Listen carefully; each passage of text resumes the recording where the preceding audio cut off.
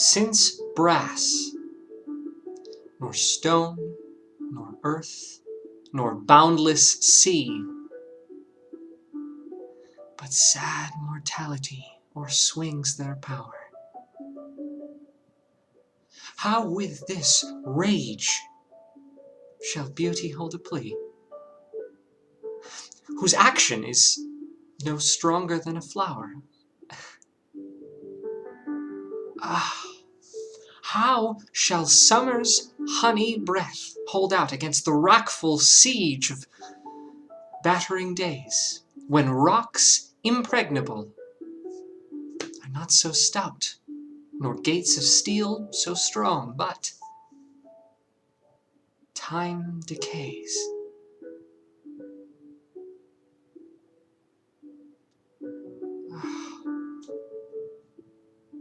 Fearful meditation. Where, alack, shall time's best jewel from time's chest lie hid? Or what hand so strong can hold his swift foot back? Or who his spoil of beauty can forbid?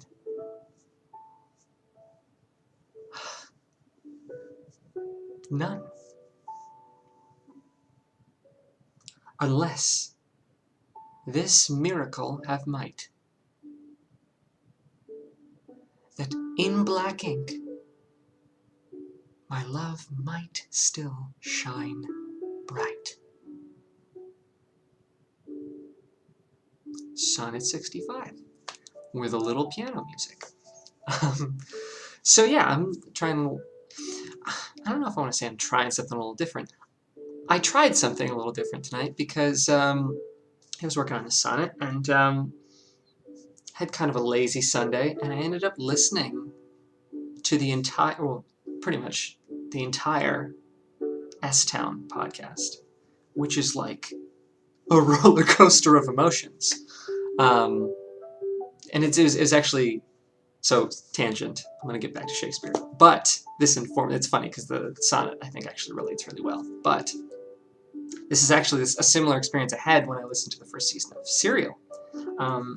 Both I felt were super gripping emotional stories, and I mean the storytelling was great. It really hooks you and just keeps you wanting to just binge it, essentially.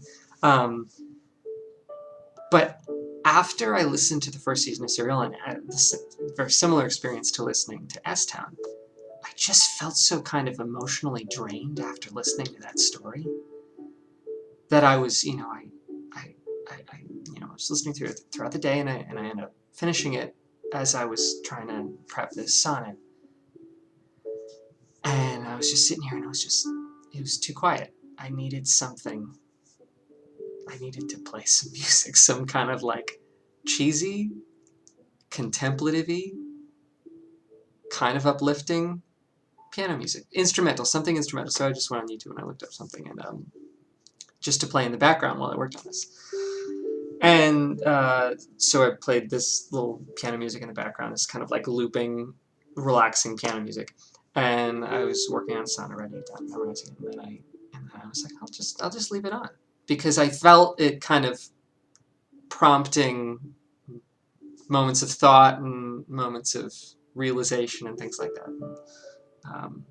And it was just kind of comforting to me in this kind of, I just felt so like, sad. It is a really sad story.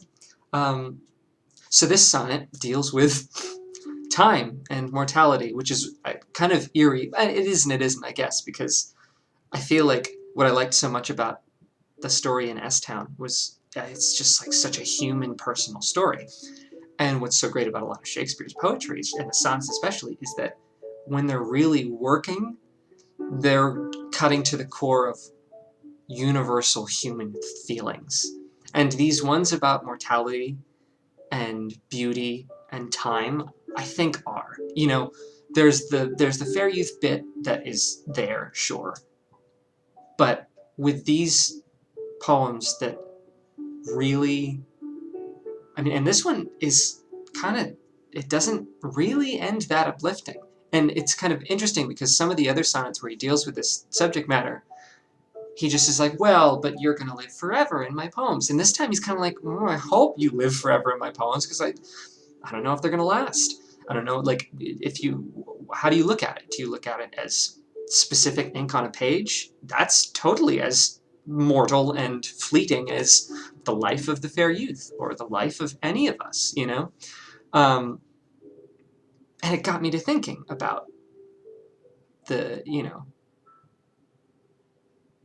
time and beauty, and the idea that Shakespeare puts into words in this sonnet is that time is the destroyer of beauty, in that beauty cannot outlast mortality.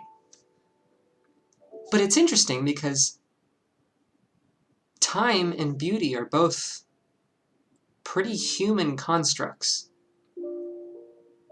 And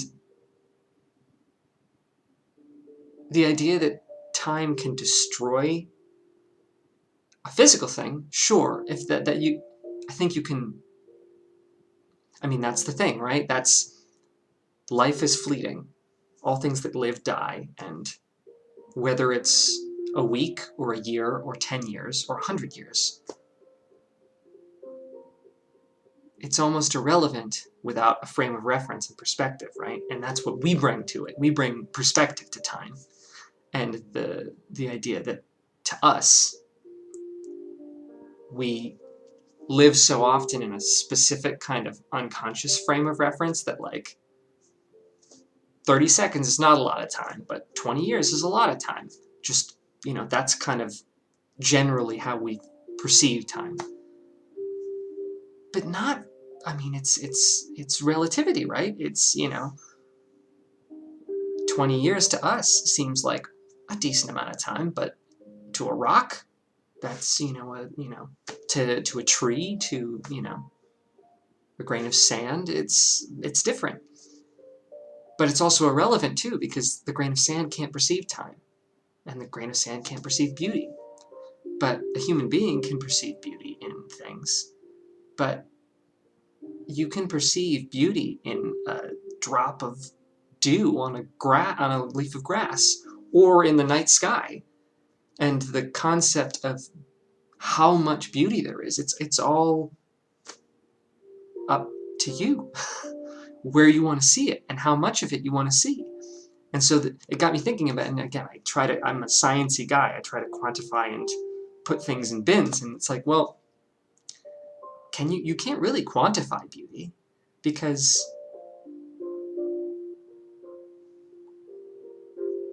okay, how many beautiful things, well, are they beautiful that I can see? Like, during normal, like, walking around, like, oh, that's a beautiful sunrise.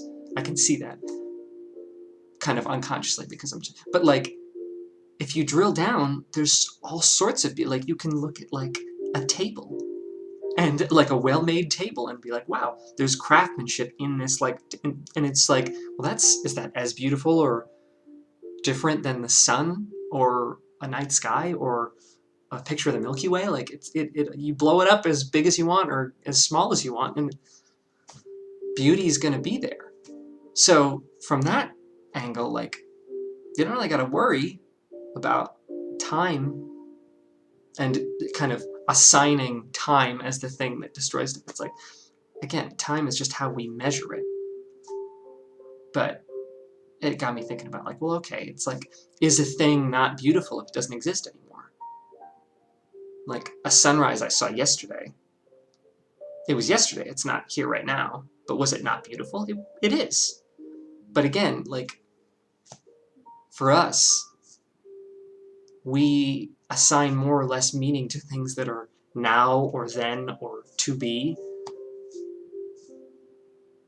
It doesn't really matter.